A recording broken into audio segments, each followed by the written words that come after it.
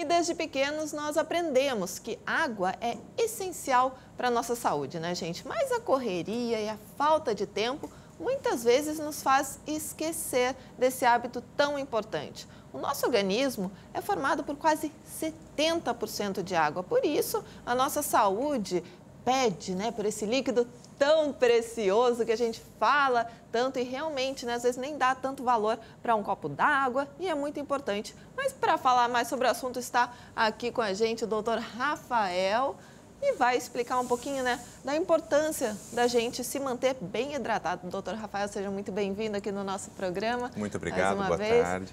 E a gente fala de hidratação, né? Tem aquela recomendação que a gente ouve muito falar das pessoas, beber 2 litros de água por dia. Essa informação, essa quantidade procede? É isso mesmo? Varia? Como é que é, doutor? Esse é um número que a gente geralmente fala para que as pessoas possam ter como meta, né?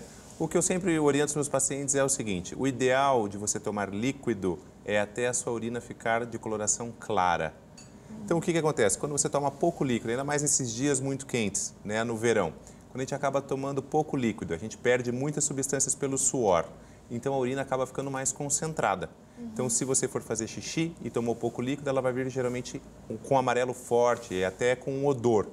E quando você toma mais líquido, ela vem mais clarinha. Então, o ideal da hidratação é até o ponto do xixi ficar com uma coloração clara. Esse é o principal.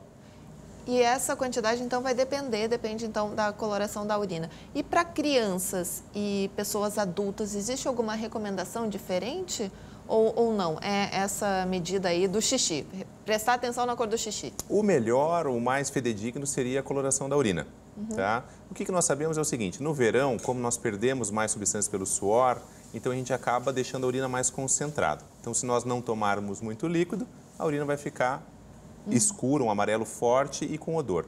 No inverno, como a gente não perde substâncias pelo suor, a gente acaba urinando mais, que é para poder eliminar essas substâncias do nosso organismo. Então, às vezes, com pouca quantidade de líquido, o xixi já vem mais clarinho.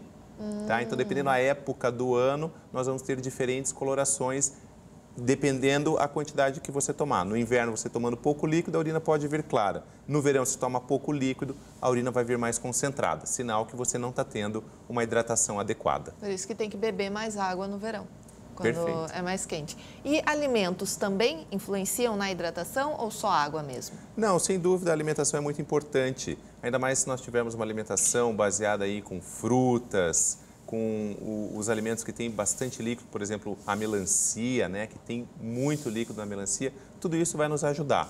E a orientação sempre com relação aos líquidos são líquidos que não façam mal ao nosso corpo. Que então, seriam mais ou menos que... o principal seria a água para nós tomarmos para hidratação e sucos naturais. Tem que tomar bastante cuidado com esses sucos de caixinha, às vezes tem muito sódio, tem muito açúcar e isso acaba fazendo mal. O refrigerante é um vilão. O refrigerante é uma coisa que a gente tem que procurar deixar de lado, preferindo por, então, líquidos mais saudáveis. Água de coco e sucos naturais são os principais. E o café e o chá? Ele entra, porque muita gente fala, nossa, tomou café que acaba atrapalhando nessa questão da hidratação. Como é que funciona isso? O chá e o café, eles contam nessa dosagem de líquidos ingeridas ou quando se bebe o chá e o café tem que beber mais água para compensar? Na verdade, o chá é uma excelente bebida para que a gente possa tomar e também se hidratar. O café, ele já é mais complicado, porque a gente não consegue tomar altas doses de café, né? É difícil. Tem algumas pessoas, na verdade, que são tomam. viciadas, né, em café. Mas isso é perigoso, que ela acaba tomando só o café e deixa de tomar outros líquidos. Então, o café é uma bebida que é de uso comum, bem difundida, que as pessoas têm o hábito de tomar, mas o melhor realmente seria a água. Esse é o principal. E qual é o benefício, assim, falando em linhas gerais, da boa hidratação para o corpo, né? Que a gente fala assim, hidratação para o corpo, mas também tem reflexo no cabelo, na pele, né? Nas unhas. O que a hidratação estabelece? Perfeito. Então, como você bem disse no começo, o nosso corpo é feito 70% por água. Então, a água ela é importantíssima para todos os nossos processos vitais e para aqueles processos realizados dentro das nossas células.